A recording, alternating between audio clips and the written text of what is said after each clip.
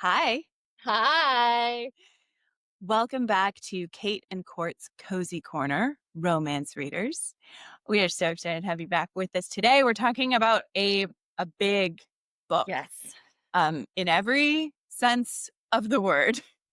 Yes. Um, Today we are talking about Alchemized by Oh. SenLin Yu. And I am going to start off with the content warning that is in the Yes. back of the book. Consider it the content warning for the rest of this episode. Hmm. Alchemized is a work of dark fantasy containing wartime violence, religious abuse, depictions of complex trauma, suicidal ideation, self harm, human experimentation, medical torture, eugenics, cannibalism, sexual assault, rape, and allusions to necrophilia. Please remember that depiction is not authorial endorsement. Because Alchemized is told in third-person limited point of view, it necessarily involves some distortions of vision, as well as missed or misconstrued events. Reader discretion is advised. Take that as listener discretion is advised today. Yes. This is not a book we would normally do on the Cozy Corner. It doesn't scream Cozy Corner. And I'm No. aware of that. We are aware of that. But it's Yes. such a big book right now. And it was such a huge release that Kate and I wanted to read it and be able to talk about it for those of you that Yeah. are interested, because it is all those things that it listed. But it's Yes. also has a through line of a romantasy as well. Well, it's interesting in that regard because Yeah. is it a romance? No. No, Is it a well, romantasy? no, Kind it's a of. dark romantasy. I Dark would say romance, it's dark romantasy. yeah. It's like adjacent. Well, the It's in the reason realm. I think it has to qualify because it has spice. It has spice, and you can't have this book exist without the romantic Romance. story in it. It's very, very, very dark. Yes. And Yes. it's a work of, I would say, high fantasy as Very well. high I fantasy. mean, Yes. so this one goes deep, um, Yes. on all levels. Now, I picked up this book and started reading it. I had a little bit of knowledge where it came from. And I guess it comes from Hermione, help me out here. So, okay, this book came from fan fiction, which is when fans of a show or movie, they take the characters. We kind of talked about this with Allie Hazelwood, and they write their story. So this was based originally on fan fiction about Hermione Granger and Draco Malfoy from Harry Potter. It was a Right. story about the two of them, and it was originally written as a book called Manacled. That was the Yes. original book. And it originally came out on, was it AO3? What is Yeah, it where was was it on online? I can't remember, but it's one of those fanfic sites. And Okay. it wasn't like a published book. They were like, No. black market copies of people printing it off and binding it for themselves Mm-hmm. as Manacle. Um, Mm-hmm. and then when it got picked up to be traditionally published, it got changed into Alchemized and the character name Yes. changed and A the lot story. changed. A lot and not. Like, it took Okay. away the references, but Mm-hmm. I think the storyline actually is what it was. Like, I don't think that Yes. changed. I didn't read medical, so I'm just going by what I've collected, investigating this Mm-hmm. because I was very curious when this book came out. I'm like, what is the big deal around this? And that she was like in a lawsuit and things were happening, but that was just between her and the fanfic website that she originally published on, not like her Okay. and the Harry Potter world at all. Right. Okay. All that to say, if I didn't know that that's where this came from, I would have no inclination of that at all reading this. Like, they are completely Exactly. separate stories to me. This is its own world, own story, nothing to do with the Harry Potter world whatsoever, in my opinion. I agree. I Yeah. agree. That's why I wanted to bring it up because, I've become this book fucked me up. Like I've become deeply obsessed and I'm just sort of like, what happened? And we're gonna go all the way through it. Yeah. Because it was one hell of a fucking experience. And I'm yeah, I cannot wait to dive in. We haven't Court and I have not even No, broached the subject of this yet, so we're very no. excited today. But what I find interesting is you'll read things online, like people are like, oh, do I have to have read Harry Potter, or do I have to have read Hermione or Manacled or all this stuff? And it's like, no, not at all. This is a standalone work of, in my opinion, dark fantasy, and it is incredible. Yeah, it's very well done, and it wraps up in one book. It's not one of those books that then you're on a cliffhanger and you have to read 2-3 series. It is there will one be no single more. book. There might actually be more. I've heard. There could be. I've heard there's another could one be. coming, but it's not to do with the storyline you're currently in. It'd be like Next Generation or something. Exactly. Yeah. I mean, it's done so well, so of course they're going to find a way to carry it on. But this is a, you read this and you've got the whole thing in one go. Yes. To say that you read this and you have the whole thing in one go, it is dense. It's over 1,000 pages and it's not light. No, it's in a dark any read way, but it's also heavy. Like it felt really very literary. I mean, the world that was built is dense and totally different, and we're bringing in all new terms. And I'm a very fast reader, but I was like, in part one, I was like, okay, slow down, what's happening? I was like, I need to figure out what world I'm in, and then I was also like very disturbed very quickly. I was like, what are we reading? Yeah. So there's a way to read. There's two ways I feel like to read dark fantasy. So there's the way, like the real way, which is like that. You take it. It bleeds into your life. You take on the emotion, you take on the world, because it's hard not to, which is why this time of year is a great time to dive into it, because it's getting a little bit colder out. You have time to just be in a blanket fire and like get into a heavier book like this. It's not like a summer read by any means. I would not dive into it in the summer. It's a nice winter. Horrible for the summer. It's like trying to watch Game of Thrones in the summer. That does not work. You have to winter. It's that kind of thing. So it's that. And then I have learned for myself from getting through the Throne of Glass series and all the Sarah J. Maas anthologies that I have to have a separation, because I literally take on the weight of the books too much. And it affects my day-to-day life. I feel like, right, I'm not living in this world. I'm not a slave. I am not captured. But I can take that weight on so easily. And so I also, from reading so much fantasy and dark fantasy in this last year, like I know how to separate where things are and figure out the world building really quickly now in my brain, to like picture things and see, so that I can get into it. And into the plot line. And I think I do that now as part of my own protection, so that I can enjoy the story and read it without taking the weight. Because like how you have felt of this when you're like, this book fucked me up and did it. I'm like, yes, that was me with Throne of Glass. Like it was so heavy. And I was like, oh my gosh. I kept texting Court. I was like, this book broke me. Like I was like, it's fucking me up. Something's wrong with me. Like something is. And I thought about it today. Here's what I thought about today, which was really cool, and where I got really, really excited. Just in general, like as I kept going along, and like after finishing it, and what has me so excited about this book is I'm like, oh my God, I was alchemized. Like I was changed by reading it. You know, like there was that. Yes. And I was like, whoa, that's so cool.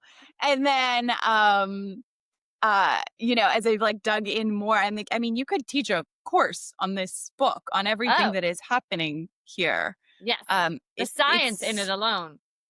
The science alone, and then the layers of the story, and then like war. I mean, this book is I was watching a thing on TikTok, and this one girl, she's like, I feel like I am being filleted by a knife, and just like pieces of me are being like cut off and thrown away. We don't need that anymore. And she's like, but I am obsessed. Like, what is happening? And I was like, okay, so I'm not the only person. Yes. No, and that's what the good dark fantasies do to you. Like they change you and they stay with you. That's what a good book in general does. Yes. Yes. But this one, because it's a darker one, it makes you, it puts you into deep thought. And the best way Yes. and makes you look the world. Yes. And what I love about this book that it does that not a lot of books do, and I really enjoyed and didn't see coming, is that part 1 is like the current, and then part Mhm. 2 is the past, which fills in everything about part 1 that you didn't know, and you didn't know you didn't Yes. know. And then part 3 becomes back to the current into the future. Remember, like it's Exactly. that tool was done so well, especially because usually when that happens, when Perfectly. you're like in the present and you're reading something, and then you go to a flashback or to a different point in time, I'm always like, oh, like I always get annoyed for a moment because I'm like, I'm in this. I want to Yes. stay in this world.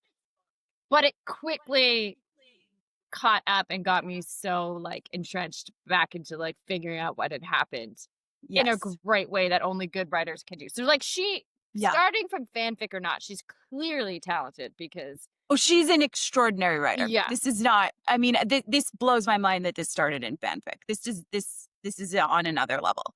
And so and speaking to that, the level that it is on and what you were just talking about, it is a literary triptych. Yeah. So what happens is you have the first section, the first part, right? And you Mhm. see everything this one way. And then you go through the second part. And once you're out of the second Yeah. part which gives you the history and you come back through to the present, you no longer see anything the same as you used to. Your Yes. vision of it all is flipped. So if you started this way, you go through the second and you come out this way, and you cannot go back and look at everything the same ever again. Oh my. I mean, Okay, wait. it's So term time amazing. out. I don't know this term. So say it again. It's a literary Triptych. triptych. Which Okay. is, yeah. So it could be like, very famous art examples of this, or there's 3 panels. So there'd be like an initial panel, like a small panel here, a center panel, and another panel over Hmm. here. And it's telling the story, and it changes. You see Yeah. it this way, you go through this, and then you see this, and then you go back to the original panel and you see it differently. Another way of seeing it would be like in a psychological thing, you would have a face upwards this way, Hmm. and you'd go through the center darkness, and the face is flipped on the other side. Yeah. That's And that's what amazing. this book achieves. It's like just so cool. It's so cool and It so is smart. so cool. Yeah. And I'm going to go ahead and say from here on in, if you haven't read it, read it. It's Yeah. worth it. I think I 100%. don't think I can carry on without putting in some spoilers. And I am finding these days No. I'm loving diving into things not knowing a thing. Yeah. I think books, movies, shows, whatever. It's like, tell me less, let me get into it and let me, find my way Yeah. through. And I highly recommend that with Alchemized. I'll also say, yes, at some points you feel like you are being tortured, but it is worth it to make it to the end. It is Yeah. absolutely worth it to ruin your life over this book.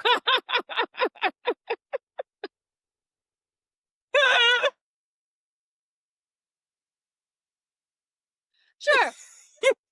Yeah, you, we'll ruin I don't think you will regret. the last book I read that had this kind of weight with me was like the Cressida series one. I want to say the weight of that one stayed with me for a long time. And I'd say that Yeah. this is similar to that. However, if you're one of those people also that you're like, I'm never going to get around to reading this 1,000-page book, I just want to know what it's about, Stick with us. stay here. This is a Yeah. great place for it. I have a few friends that don't read a lot, don't have time. So they just like listening and hearing about the books and being in the chat. So this is also a Yeah. great place for that. If you're like, I'm never going to read it, but I want to know because I've heard a lot about this, or you know Yeah. nothing about it. Either way, this is Yeah. the place for you. But if you Oh my are gosh. going to read it, go read it because we can't talk about it without spoiling it. There's just too much No. that happens. So you've been warned. Here we go. I almost fucking threw up in the beginning, like from jump reading this. When and I kept kind of having to skim I couldn't really go all the way in the manacle situation. Oh yeah, I The can't. the Yeah, hole you can't. through the wrist I have that to just like then ignore it. Like you can't let it like go in. even talking about it now, it's like bile is rising in my throat, and it is the way it is described is so gorgeous. It's so gorgeously horrific and atrocious and gothic, Yes. and the language, and she doesn't stop. and she just keeps hammering it in over and over Yeah. and over again. And I'm like, stop, I get it. She's like, no, you don't get it. So we're going to go over this again. And I'm like, oh, And it is. there's so And much she's like, too. and then I put my hand down and I could feel the pain. And I was like, oh my God, I'm being tortured. Like, I really felt like I was being tortured. And I was like, she's being tortured, Helena, our main Yeah. character. And I, as the reader, was feeling it was so descriptive, the writing, that I felt like I was being tortured.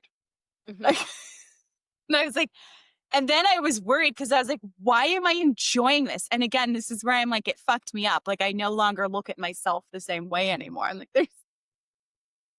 there's something wrong with you. And I'm like, Mhm. but okay, I'm with it. And now I'm done the book and I'm on the other side and I want back in. What the fuck? Right? You want to go back and read part 1 now and see the things you missed now that you Because know what it's going to be a happened. totally, yes, it's Totally going to be a different totally experience. different experience. It's You never definitely a get to reread. read, but you never get to read part 1 the same way again. Exactly. Yeah. You There's only get only that one time yes. But then I'm of the excited for the new experience of reading it too. Listen, this is what happens with these dark romance books. When you get to the level of like getting into dark romance, you start in romance, you get to romantasy, and then you get to the dark. There's always that moment of like, should I be reading this? Should I be enjoying this? Like, what the fuck is wrong with me? As I'm sure even the authors, when yes. they're writing, like, you get to some dark scenes that you're like, if anyone had just casually told me I'd be seeing this scene and okay with it somehow and reading it, I'd be like, no, never. But when Yeah. it's done well and written so well, you're able to read it and separate and understand the world. So it's a different experience Yeah. to some level. I don't And know. on the, yeah. And the darkness we're talking, I mean, there's some Handmaid's Tale level stuff going on here. Which I can't watch. Um, Like, I don't watch Handmaid's Tale. So I'm no, like, I've read it. yeah, I've read the book. You know, we grew up yeah, in Canada. You have to read it. It's yes, mandatory reading. Incredible book. Absolutely loved it. But you know, it's a great example of a book that you read and you're just like, oh God, it's just you're so yeah. messed up by it. And so I cannot watch the show. I mean, people love watching the show, and I'm like, no, I can't. It's too It's too real. visceral. Yeah, It's too real. I can't go there. Um, but I'm very glad that they made it a show and they made it such a great show because more people are experiencing it. And I think the themes of that novel are extremely important to not be ignored. yeah, And again, it's like the themes of this book. This book is about like wartime and torture and everything that people go through. And I think we are so fortunate to live in a peaceful place in the world that we really don't realize. We see these things on the news, but we're so disconnected from yeah. it, you know? And so then you read something like this and it's like, oh, it's not a game, you know, and it doesn't end and the trauma from it never goes away. And I don't know, that's an important part to me of reading is that you see from a different perspective and you understand what someone else is going through somewhere else. And again, Mm-hmm. this is where I just keep getting blown away by this genre is, you know, it's so written off. And I'm like, yet it's doing all the things Oh that my every other gosh. genre of literature is doing. Because Yes, look it's at what we're talking amazing. about today. You Oh, know, I I mean, the mean, parallels with this book and what's happening in the world in many different places. And yeah. even the importance that she touches on the end of making sure someone is talking about what happened and not brushing it under the rug and repeating history Hmm. because otherwise history just repeats itself, as we also see happening. Hmm. Um, it, it's so important and it's got this great message. And then it's still somehow underneath all of the dark, all of the grit, all the dirt, then still has this love story that you fight for a little bit in your heart. Yes. Like, And you feel a little there's something in that first, I mean, part 1 is brutal. It's yeah, brutal. But there's something going on there where I just kept being like, there's more, there's more. There's something I'm not seeing. Like it can't just be this. this awful, you Yes. know? And there's a hint of that. So there's rape in this book. And I am not really ever a fan of reading No. about rape or watching shows about rape. I can't believe SVU is as popular as it is. Um, Yeah, I I'm agree. always It's curious as usually like a to no-go zone. Like for me, if there's Mhm. rape and that's why I haven't even gotten into Game of Thrones myself because I it's a hard no for me. It's too Yeah, it lives too close to the surface for me, and it's not something I yeah, ever need to see in my downtime or spend like it just I don't need to see it or imagine it. It's too prevalent yeah, in day-to-day life and it's yeah. too easily accessible for me that I just can't. It's not my No, thing. That being said, the rape that actually is detailed in this book is done it's not your typical rape. That sounds so bad, but it's done in a way that you know that both parties are experiencing it. Like, exactly. Yes, that's what I was getting to. So that was a point there, it was the struggle that he had and the afterwards, the first time, she hears him throwing up in the bathroom and I was like, yeah, okay, there's something there. That was like a almost a release valve for me where I was like, okay, something there's more happening here. I mean, that just happened and that was great, but also there's another layer. Somehow it's gonna be okay. yeah, There's you knew hope. something was happening. Listen, if you haven't read this book, we sound like two crazy people right now. But basically, we should give you what's the scenario. Because if Oh you yeah, just hear this is we totally out should of do. left Okay, field. sorry. I'm so excited to talk about it. I'm just like we have to go in. Uh, okay, Court, give the synopsis. Should you do the synopsis of part one? Let's do part one, and then we'll do part two, and then we'll do part three. So just cover part one, and we'll cover some things in part one, and then it's so dense. Yes. Okay. So part one opens with is it Helena or Helena? I read it as Helena? Helena. Helena? Okay. Helena? Helena wakes up from being in a tube. I'm forgetting the words, like an She's in antechamber in stasis. stasis, Yeah. in no man's stasis. She's pulled out, and they are talking about the fact that she was screaming, and everyone else is always asleep and comatose when they're in homeostasis, but she was aware. Mhm. And she's just brought right away to the people in charge. You don't know what's going on yet. You're just hearing names, things of the world. You have no idea. You're in her mind. Yeah. And she's been just talking about the fact that she's been floating in the darkness for maybe a year, maybe longer, maybe A less. She doesn't long know. time. And Mhm. every 3 hours or so, she gets like electric shocks through her muscles, basically. And she's aware of it every time.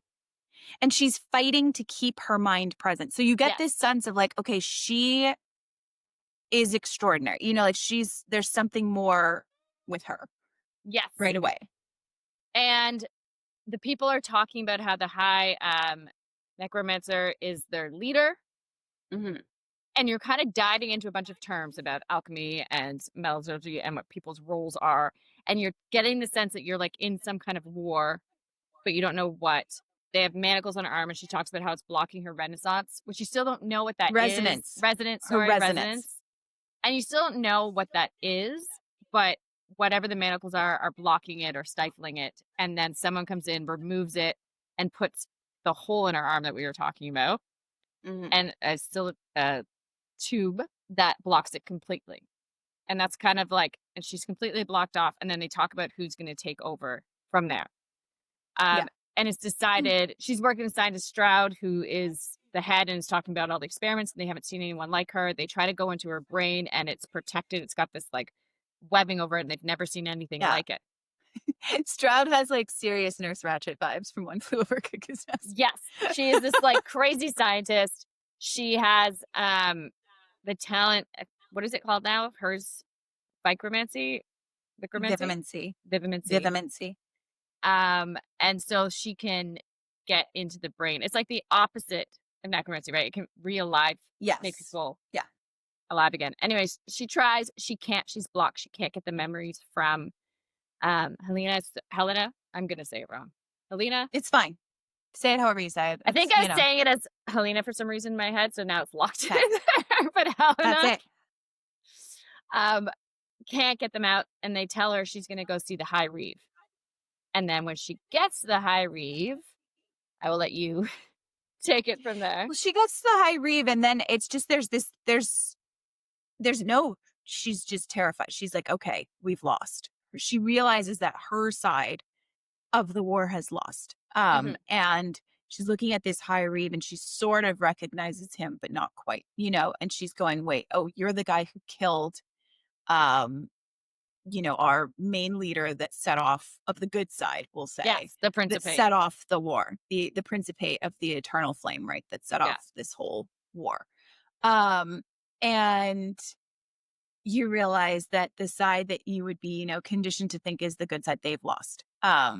And darkness is reigning, and you're in this really dark world. And then she's a prisoner of the High Reeve, and she's in his home, and his wife is really nasty to her, Mhm. Aurelia, and just a slew of horrible things happen. I mean, just like a Yes. slew of horrific things happen to her.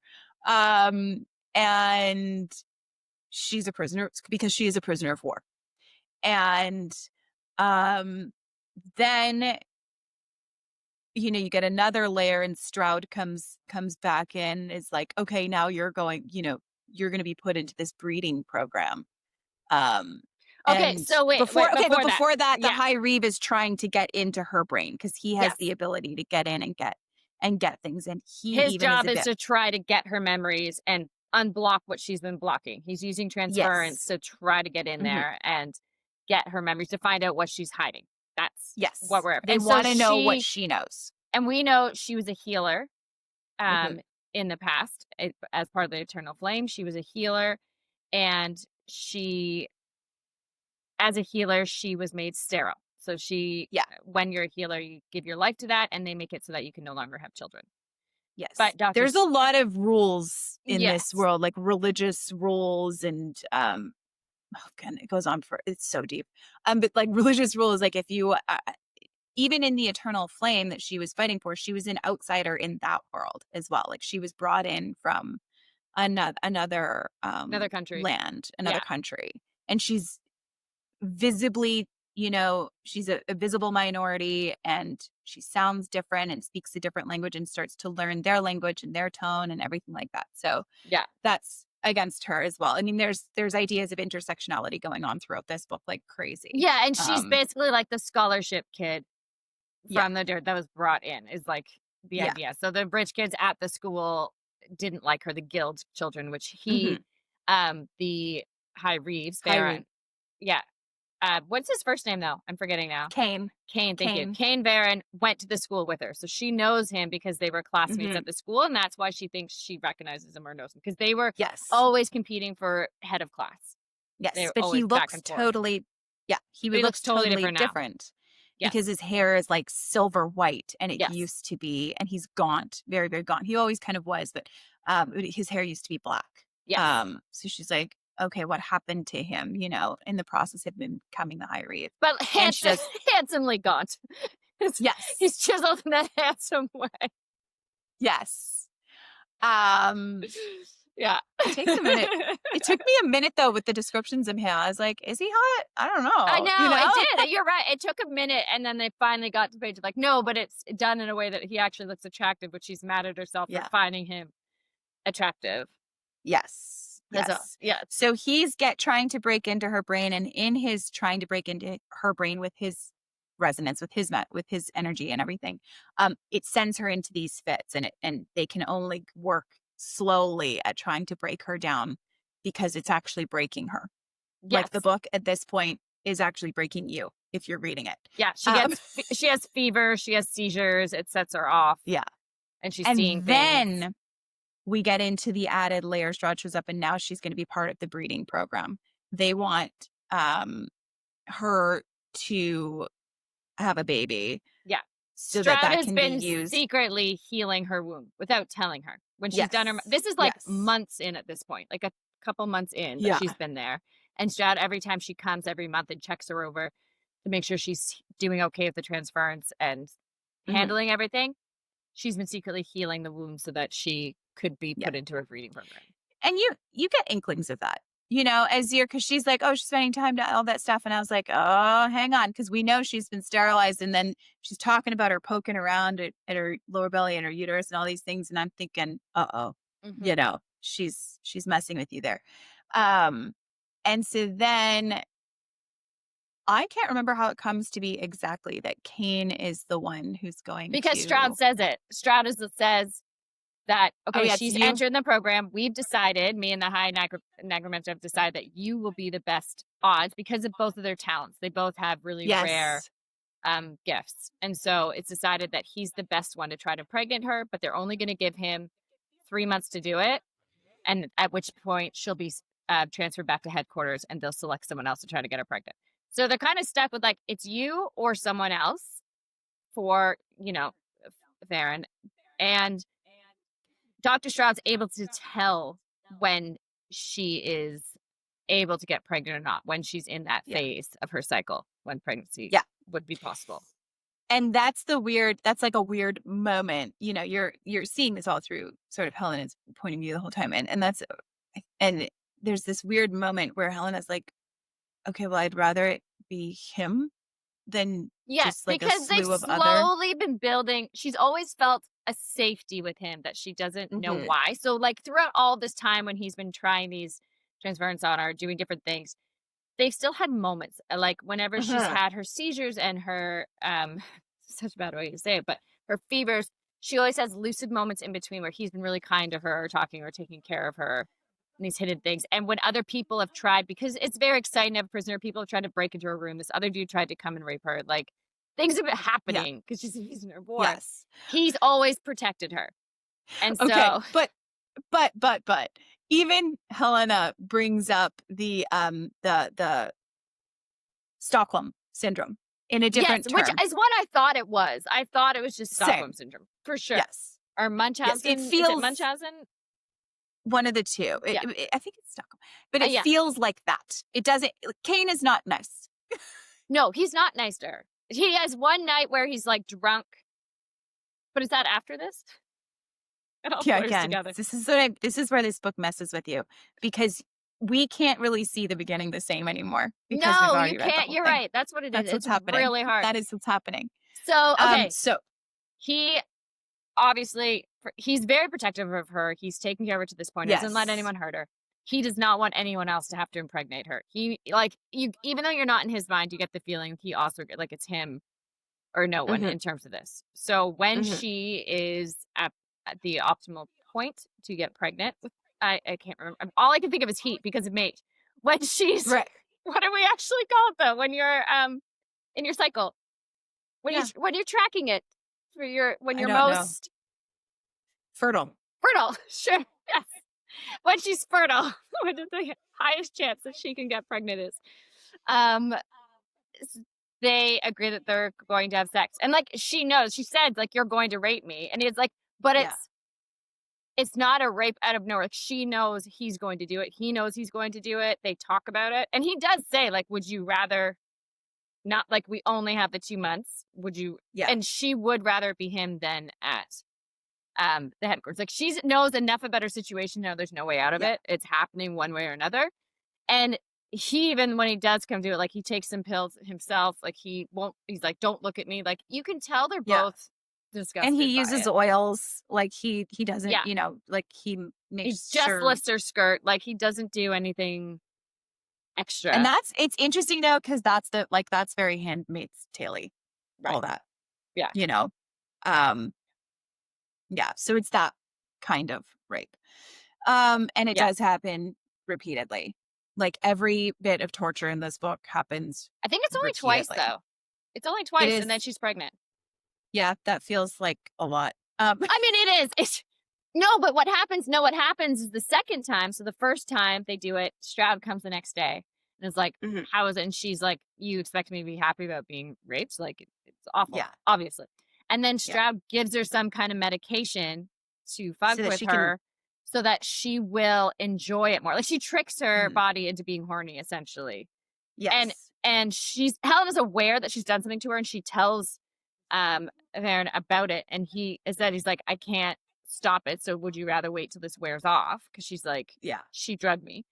But he's got to leave the next day, and again, you're only fertile for like a couple days, so they kind of have to do it Yeah. at the time. So she agrees. So the second time, it's the same. It is rape, but her body actually enjoys it because it's very turned on from what Stroud gives it, and he's also Yeah. shocked by that. Like, it's both of them fighting it, but there's like some hint at something there Yes. between them. And then there's another moment after that where he because she starts to she's been exploring and getting more comfortable exploring the home and everything, the manor really. And he catches her and they kiss and she's enjoying it. And then she's hating herself for enjoying it, but she is. And Yeah. then he kind of stops abruptly and it all stops. And you're confused at this point. And you've been you're as confused as she is as the reader. You've been Yeah, along for because the he was ride and drunk. you've been tortured. He's Yeah. drunk, and he finally mumbles something about maybe you were just brought here to torture me or something like that. And Yeah. then he kisses her, and they're both into it for a moment till they come back to reality, and then they're both mad about it. And you're like, Yeah. what is happening? And I think they know she's pregnant at this point too. Yes. Yeah. Uh yes. And then okay, so then right before we jump to part 2, she starts to kind of have some memories come back. Like literally the last chapter, drawing more things and she's like, why am I focusing on this? Why am I focusing on this memory of Luke? Yeah, Um she starts to remember more of Luke, the guy that up to this point she's done everything for, and that Varen always fights back on her with. Like, why do you care? Why did you follow him so blindly? You were always going mhm. to lose. Like, he's so angry about her blind faith in the eternal flame, and that she's Yes. still like part of the reason she gets mad at herself for enjoying kissing him is because she's like, no, you killed Luke's dad, who was the Principate, and then Luke became the Principate, the leader of their people, and he was also her childhood best friend. Well, And and you set off this whole war, like she's like, you are you're the enemy. the enemy.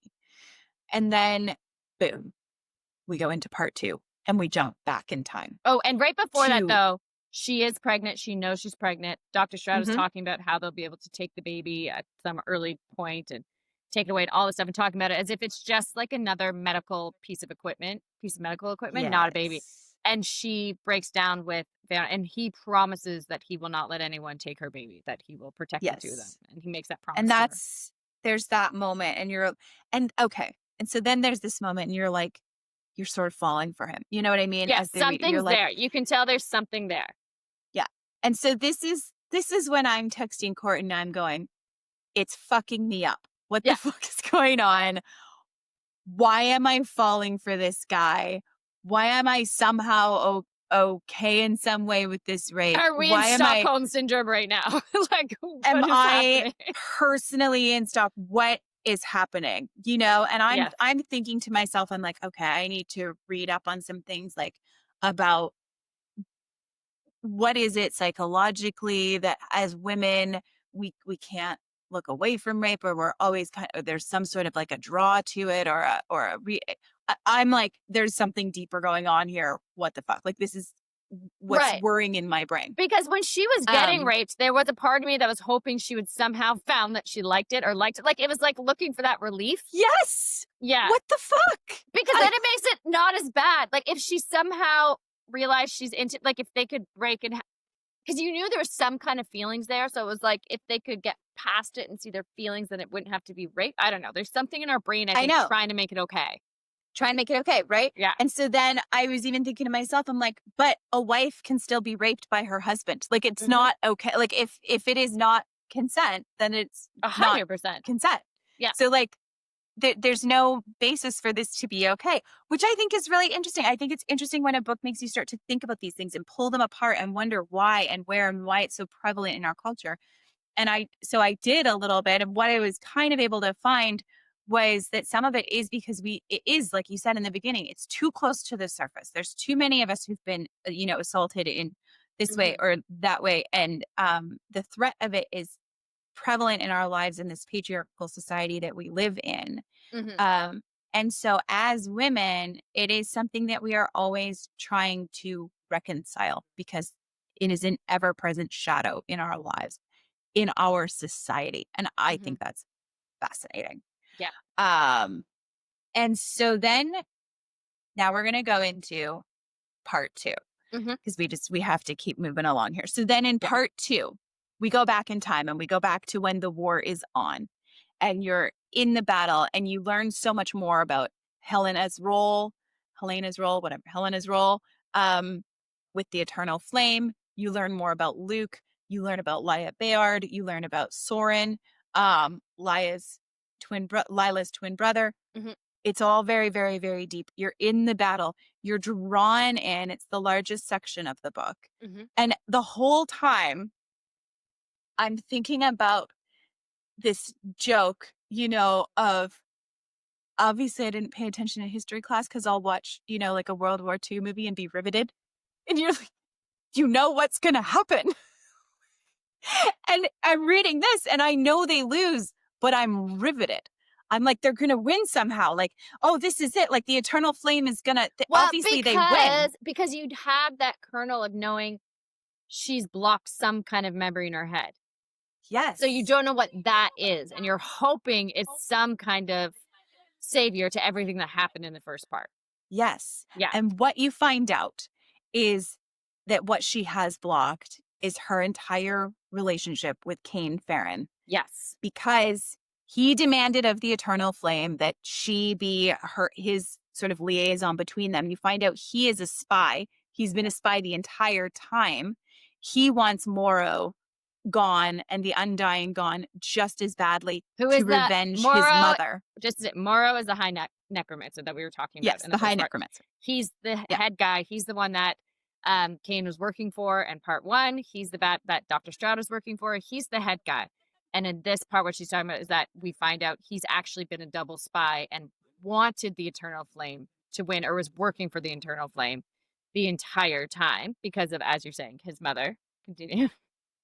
Because his mother was tortured by Morrow, the High Mhm. Necromancer, um, in order to control him and in order to get Cain Farron to kill the Principate, because Cain Farron was in the school and closest to the And Principate to and get able to him do it. to agree to be an Undying.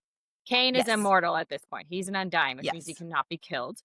Yeah. Um, he's actually many things, but it all started because his father worked for the Necromancer, and when he was tortured, gave up all their secrets and broke. And so, as retribution for that, they kidnapped the mother and they took Kane and made Kane into an Undying and basically their servant to work for them. Yeah. Yeah. So now you're going through this and you're thinking, oh my gosh. Now again, she's brought to him sort of unwillingly, and you realize as well that the eternal flame, and this is where we get into a lot of the themes of intersectionality in the book with Helena, um, has also treated her terribly the entire time. She's their biggest asset, you Yeah. realize, and they treat her and make her feel like she's an outsider and she can be thrown away at any time. And that is because she crosses, like, she's a visible minority. She's from somewhere else. She's not an insider in this world. She's a woman. So the more layers, of othered that you can be in the theory of intersectionality, the more at risk you are to abuse in a Yeah. society. And so that's where you realize, like, okay, has been convinced by the good side, even, and this is sort of where you realize there's all these gray areas going on. No one side is really, really good. Right. Well, one side is really, really bad. I mean, the High Necromancer is Well, just okay. absolutely terrible, but The part of the Eternal Flame with her specifically, their issue within the intersectionality is because in the Institute, Luke, who is now the Principate, the high leader of the Eternal Flame, he went to school with her and they became best friends. He's the one person that Mhm. never treated her other. They became super tight best friends, him and Lila and Soren. And when um Cain killed Luke's dad, Luke all of a sudden had to step up into that role. And then Helena was separated from him. All of the, like, Yeah. Helena's leaders, the healers, they said, like, he can't actually be seen with you in this way. Like, we have to separate because he's so important. And Putting her in her place.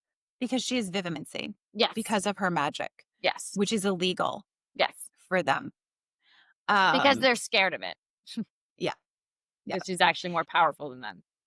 Yes. And they want it all to look like their gods are rescuing everyone. Yes. And like Luke's family, the holdfasts are the sort of, it's almost like a monarchical leaders. Yeah. They're like a monarchy. They get to rule based on their bloodline being connected to the gods. Hmm. And the gods will provide a miracle and all of these things. And you find out it's all bullshit.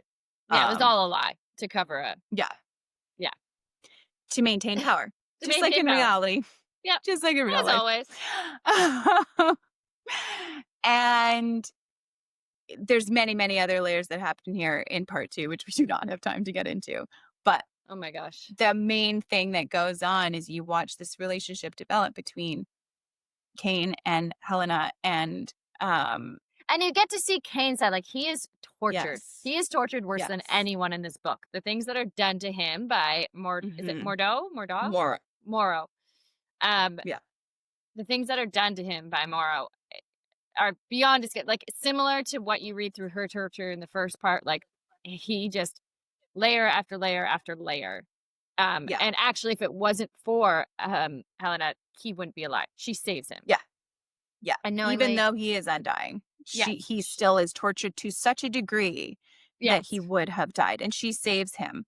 And she saves him over and over, and they keep saving each other, and they won't they actually their goodbye or their way of saying "I love you" is "Don't die." Yes, Um, and she does lose her virginity to him in this part, and they have this many, yes. many, many times, which somehow eases knowing what they did in part 1 because this was before. Like, she actually was in love with him, and they actually had a physical relationship, which makes you feel also so much worse for him in part 1 as Yes. well, like, what he had to Yes. do.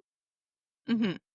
Again, it's like, I need to go back now and read part 1 and pick up on more hints and more things that happen because once you know what his feelings were for him, and he has a what is it called? The symbol that got carved into his back, the 9 points, the I'll it's something with an A. I don't remember what it's called. I I would always forget, but thought he of it as a sigil, but it's a okay. different term. It's a different term, but anyways, he had this carved into him, and it made him so that he kind of consists his personality is 9 points, and one of them is obsession.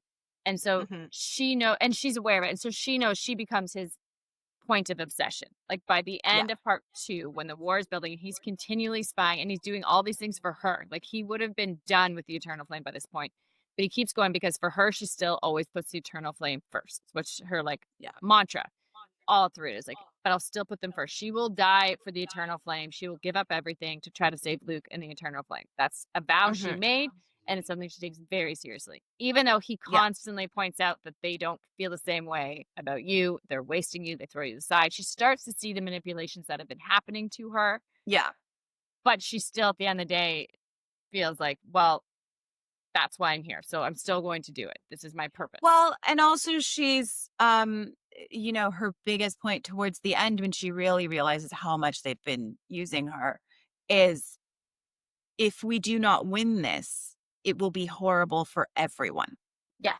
She's like, yes, they may not be as good as I've always thought they were, but the alternative is unthinkable Yes. horror for everyone, which we know because we just were living through it in part 1, the unthinkable horror that is because the eternal flame does indeed lose. And we do know in part 1, everyone's dead, by the way, in part 1.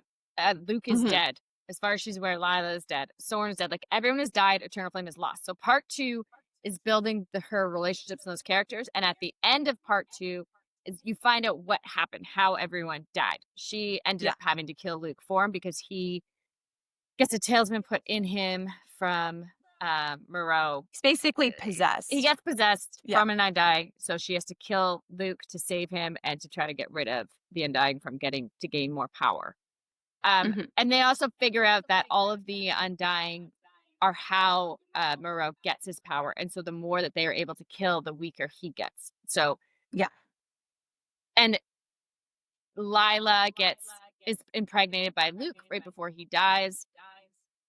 And her last act, Helena, is like she wants Lila to be saved. And she gets Yeah. Cain to agree to go save her. And when he does, he reveals himself as a spy. And he tells Helena this that everyone will now know that he was playing both sides because he saved Lila. But he did it for her because she asked him. She wouldn't leave and go to the island without Lila.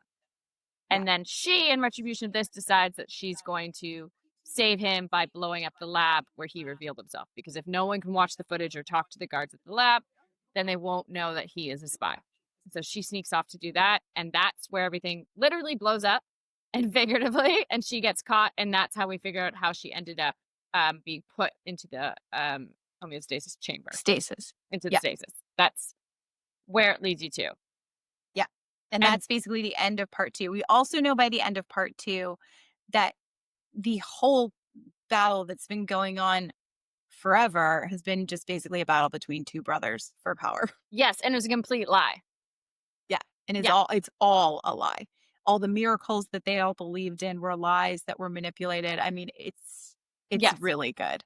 Yeah. Um, what gets peeled away is just incredible. Um, Yes. and then we go into part 3. Yes. And so now we know Yeah. what's happened, and we're Yeah. launched back into her being pregnant and with Cain, and her still not remembering, but luckily she quickly something about being pregnant is making her subconscious not be able to hold the memory loss that she gave herself. So at the end of part 2, she thinks she's going to be taken and tortured, and she doesn't want anyone to ever find out about Cain and what he did. So she forces her brain to hide it. She's learned how to do it. The Mhm. same way Cain can manipulate her brain to try to pull memories, she does it to herself. And so she Yeah, because cuts them Cain and taught her hides how them to away. do that. Yeah. Yeah. So she decides to hide them away so no one will ever know. And in by doing that, she made herself forget Cain, which is why she had no awareness of him when he got her back. We find out it's been about 14 months since Yeah. the end of part 2. Yeah. And so now that she's pregnant, she's not actually able to subconsciously hold that grasp on her memories. They're starting to filter back. They're starting to come in, and she's starting to remember Cain and remember what Yes. they were. But obviously having a hard time reconciling that with the guy he was to her in In part part 1. 1. Because Mhm. and we find out he had to be like that because Murrow had eyes in the house and was watching them at all times and in the courtyard Yeah. and he couldn't let it slip that he cared about her. Like, it couldn't be seen Yeah. that way at all, and to Yeah. protect her until he could get her. He was making a plan the whole time to get her away. Not himself, but he always wanted to get her on a ship and get her to the island because we find out he did save Lila. He got her to the island where she had her baby, and he's planning to send her there Yeah. with their unborn child. And Yeah. so she's growing to that, and she's starting to see him. She still can't sexually connect with him because she's still got the vision of the rape in her head, and it's still that hard moment for her, which Well, this is a fascinating moment because then yes. you go I did go back and have a quick look because I said a thing. The very first time he does say to her, "Don't open your eyes," Mhm. when he's raping her, and he does that so that she doesn't have that image. She still has this sensation. She doesn't have the visual image, which sort of helps in the long run save them Yeah. in getting back to one another. And then in this third part, she says to him, "It happened to both of us." Like, We were basically what both happened is that we raped, were yeah. which Yeah. they were. Yes. And you can understand it. Like, of course he did that. Like, he's not going to let the love of his life go be raped with someone else. And they Yeah. had no choice because it wasn't safe yet to get her away.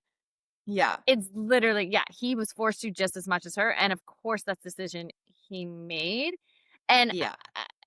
I know the trauma around it, but there was a small part of me that felt like it took her a while to acknowledge also how hard that was for him. She got there and like Mhm. forced him to forgive himself or tried to. Yes. But I Yeah. did feel like that part like could have sunk in sooner. Like, Yeah.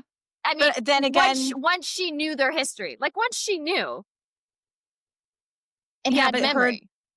her layers of trauma are Oh so god, yeah. deep. It's like beyond what you could So, ever come back from. You're right. It's not a normal y- no. situation in any way. No. I Yeah. mean, and it was just absolutely devastating the moment when she's had the baby. I mean, he even offers her like he goes, "Of course you're going to abort." And she's like, "No, this is ours, and now that I know like the love that we have and I want to keep the baby."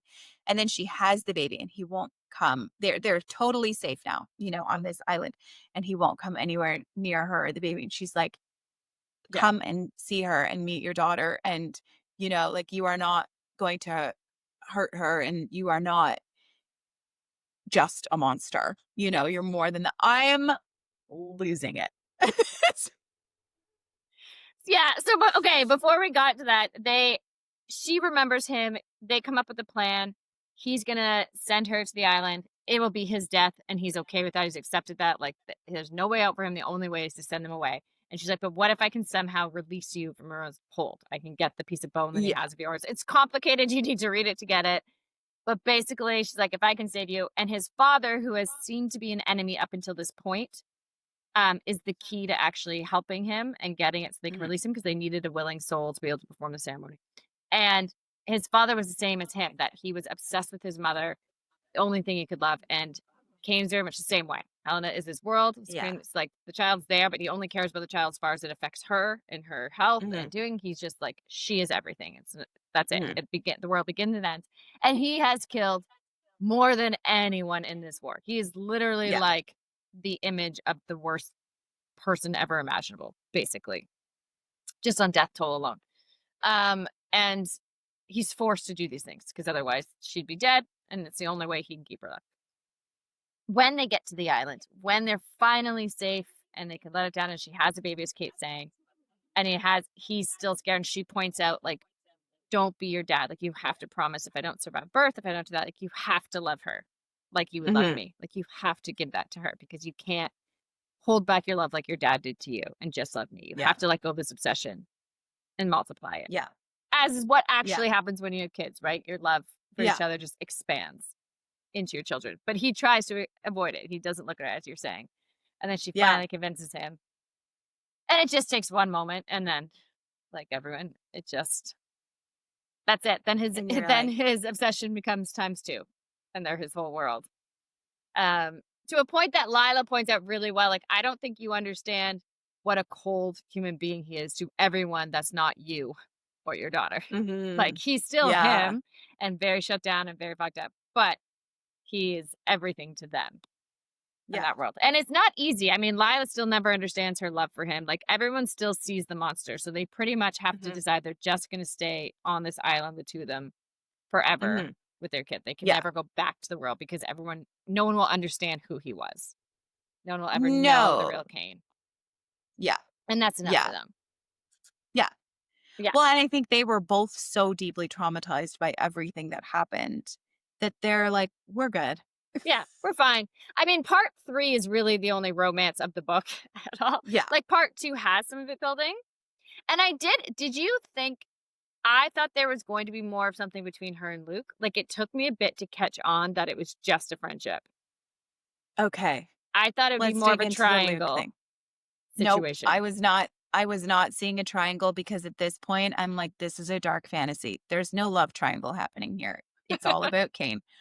But I was reading it going, what the fuck is up with Luke? I was just like most of part 2, I was like, something is off. Like something is off. I don't there's there's something. Mhm. And um there wasn't really something off about him the whole time. He was just sort of a false idol, you Yeah. know.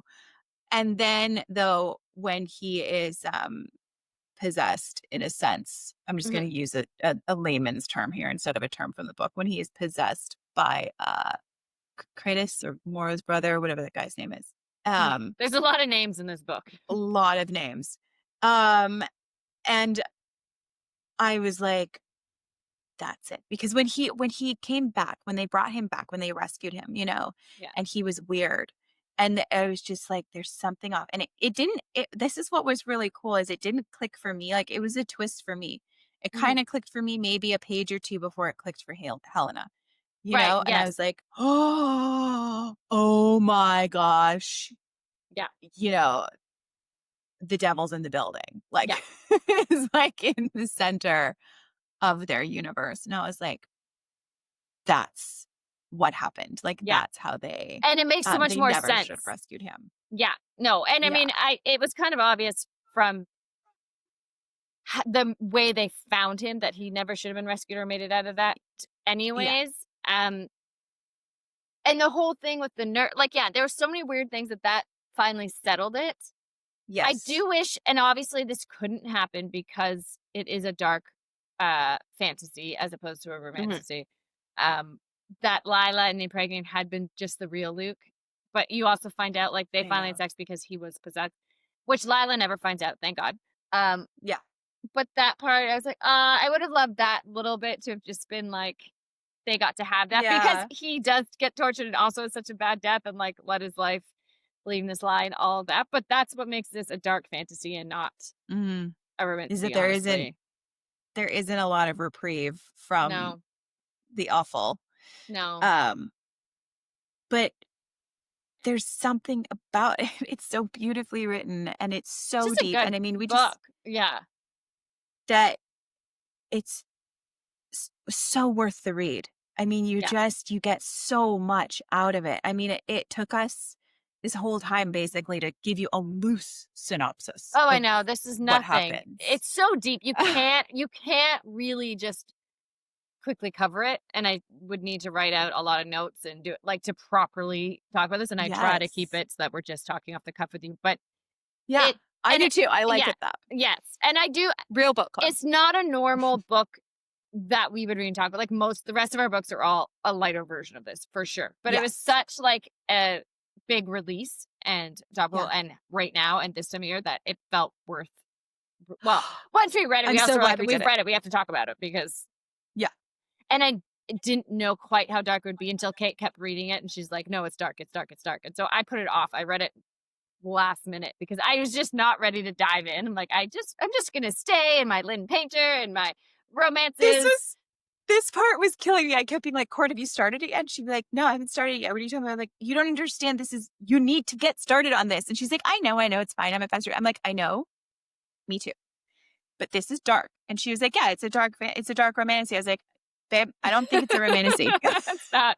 It's definitely not. It's definitely not. It is definitely I mean, dark fantasy with and a here's what's, storyline. Like I wouldn't even say B. It's almost C. Like it is B storyline, but it's almost C. But it's so cool how it's done. Like and the fact that yes, I need to go back and read part one now and yes. look at those clues in the yeah. And It's just so this, awesome. the sex in it, I mean, like Yeah. two pumpkins, like it's not spicy, but it is, and it does develop as making love, and Yes. being the only touchstone of humanity that either of them have in this darkness.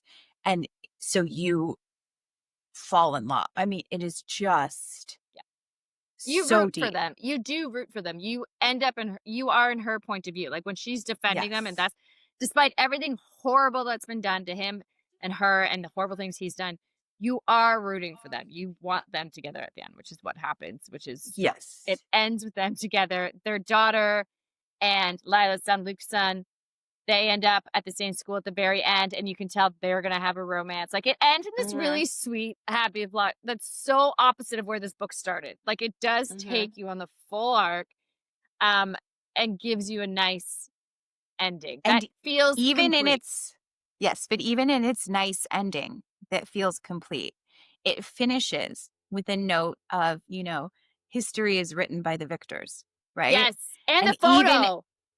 The photo creeps me out. yes, right?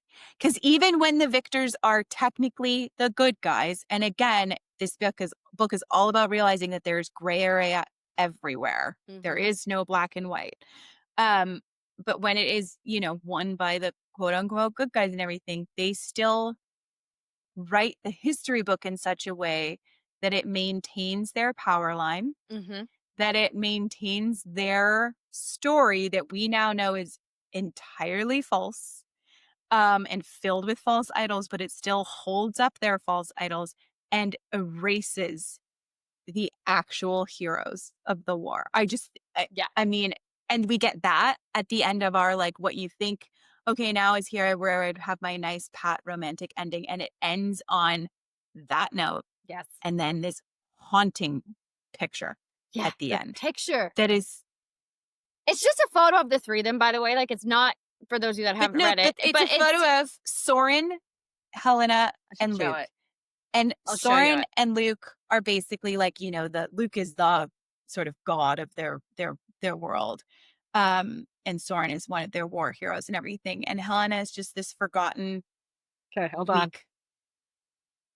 That's the picture if you look at the video of this.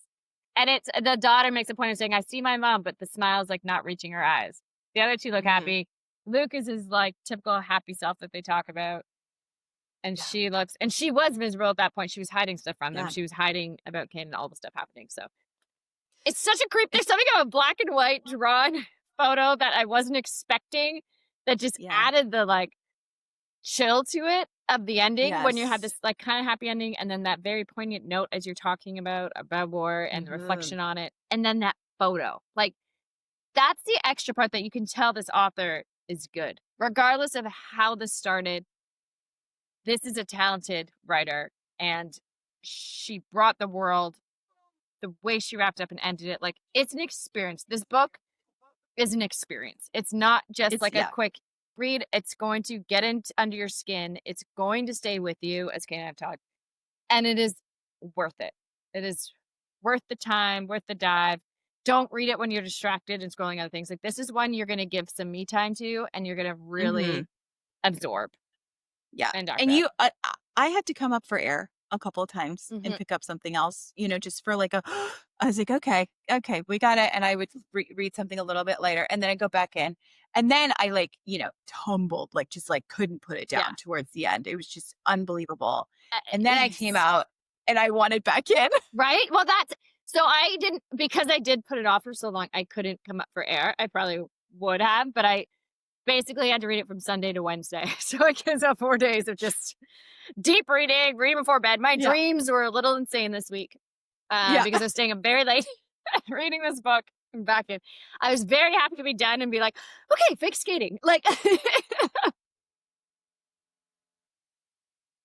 But then, and I was like trying to go into this other book and I was like, you I couldn't. Your brain I wasn't done I yet. had to take a lap. Like Yeah. I had to take a Yeah. few emotional laps. And this has an excellent playlist that is made by SenLin Yu Mhm. for the book. It's so good. And I it have not listened starts to it with yet. Leonard. Oh my God. I'll And it have to. starts with Leonard Cohen's You Want It Darker, which is like just sets the tone of like you are walking into a nightmare. This book is a nightmare. I That should show you too the he cover. So they've got like this is the maze, I believe. And they've got the Oh, symbols and like the prism that they talk about in the movie. yes. And then it's not like super fancy. A lot of people were looking for the sprayed edge. It did not come out in sprayed edge in North America. It only came out in sprayed edge in the UK. So currently the Mm, editions you can buy are not the sprayed edge version. So if you're looking for that, you're not missing it. It's just not yeah. I here. mean, that's gonna fly. That's gonna fly off the shelves when it finally gets here. Well, Um, this book went flying, which is why I was like, oh, we have to talk about this book because the day it yeah. was released, we just sold out. And the movie rights have been bought for this. They were purchased, I think, at the They last have it was festival. it was actually one of the Yeah. biggest deals in a Yeah, it long was. time, which Which I is think is extremely exciting. it is, but I don't know that I want to see it in live action, honestly. Oh no. Like No, no, I no. don't have It'll that interest. But for people that don't want to read a 1,000-page book, I'm sure it'll be its own emotional journey watching it. I actually don't know if I could watch a lot of the stuff that happens in this. if it's done well, they need to Yeah. pick somebody like Guillermo del Toro to Yeah. direct this movie Yeah. to really do it well. And we'll see what they do. But again, I think sometimes when a work is so dense, I find the more dense and the better the book as a literary experience, the harder it is to Mhm. do a good job of adapting to a movie. And again, I think, a book is its own thing and a movie is its own thing. You cannot compare the two. If you want the real experience, you want to read this book Yeah. and you want to go all the way through it. And Yeah. we would not lead you astray. Now, Yes. however, if you really just like the lighter side of romance and romantasy and you don't want The you're mental not really a fan of anguish. dark fantasy or the mental don't do it. Just don't even start it because you won't make it through. This is this is tough on you. Like you are tortured. Yeah. You And you come learn out to like you it. And come then out the other side. It redeems yeah. itself. It's worth the read, but yes, it is not an easy light. And for those of you that have read, you'll understand the red dress is a very big part of this book. It If you haven't is. included yet, I tend to dress like something in the book. So Yeah. that's what my Yeah. ode to We this both one. try. We both get the look going, and this is my ode to this I was one. like, I'm going like Dark. dark and this kind of Yeah. thing. And I thought about red and I was like, no, she hates the red so much. I can't do that I to know. her. And I was like, Use the maybe hair. I'll braid. maybe I'll braid my hair back. He was like, no, it's when her hair is free that Kane really sees her and he appreciates her for that. And oh my God. And that was like a touchdown for me as well, The because hair, I I have like know. wild, untamed curly hair, and Kane loves her wild, untamed curly hair. And he's like, why do you bind it back in these braids? Meanwhile, like Luke and Soren and everyone in the Eternal Flame, when her hair is out, they're like, oh, you look better with it pulled back, and I'm Yeah, just like, oh, they don't love the real her. They don't know the exactly. real, Yeah. that was like, that's a lighter take on it. Yeah, no, but I agree. We talked about the importance of hair with characters and how much what Yeah. an identifying factor that is in a previous podcast. And Yeah. I agree. It's part that wins you over again with Kane. Like it's the little things Yes. that Yeah. just yeah. So they're And meant to be. there's those little things in here, and I'm like, oh, that's where this is Romantasy adjacent. Like that's where this is Yeah. hitting with that crowd. But I really hope that it branches out and reaches an even larger audience and a larger crowd and everything too, because I think it deserves um broader attention. I think it's doing cool things. Yeah. If you've never read fantasy or romantasy, I wouldn't start with this one. I think This you is need like not a a beginner. palate This is cleanser. Yeah. expert. Yeah. Yeah, like and then once you've done it though, once you've gone romance, like your Sarah J. Maas, even just Akatar and that, then you could take this dive and just know where it's taking you for sure. But that being said, people that don't like romantasy, don't like romance, but like fantasy, this book would also be Mm. satisfying for them. So it They actually love it. appeals to many Mhm. audiences, which is great. Yeah. Yeah. Yeah. It's so good. Yeah. I'm sad to say goodbye to it. Well, it doesn't have to be goodbye. You can go back to it. Which Yeah. Right? Which again, now I'm just worried about myself. I'm like, something happened. I don't know. We've converted you. We've just turned you now into dark fantasy readers. Yes. I will not. I am forever changed. I am alchemized. Yeah. This book was amazing, and it was really fun to get to talk about it on Kate and Court's Cozy Corner. And we promise we have some lighter things coming up. Yes, this is But you the know what? darkest we go. Yeah, and this is dropping. This is dropping on the week of Halloween, so I think it's spooky season. Embrace your shadow side. Yeah, Dive in. exactly. And then Dive we'll be into the back. We'll get darkness. back to light after this. Yeah. All right, that's Okay. it for today's episode of Kate and Court's Cozy Corner Romance Readers, discussing Alchemized by SenLin Yu. We highly recommend you read it. Highly recommend you stick with it if you start it, because it is So hard good. on you, but it's Worth it. It's good. Yeah. It's Yeah. so worth it. Take the It's dive. so worth it. One of my favorite memes out there right now is the one, it's like, I'm forgetting his name, the guy from Men in Black. I always think Oh yes, he's like, yes. You sent it to me. Oh my gosh, I'm forgetting. I want to say Harrison Ford, and it's not. It's Tommy Lee Jones. yes, Tommy Lee yes, Jones. Tommy Lee Jones from Men in Black. Is it worth it? He's like, oh yeah, you can handle it. Yes, exactly. Because like that's the That's case. this Like, book. Is it worth it? Yes, if you can handle it. Yes. Oh my gosh. All right. With Okay. that, we will say bye. Bye. We'll see you again soon.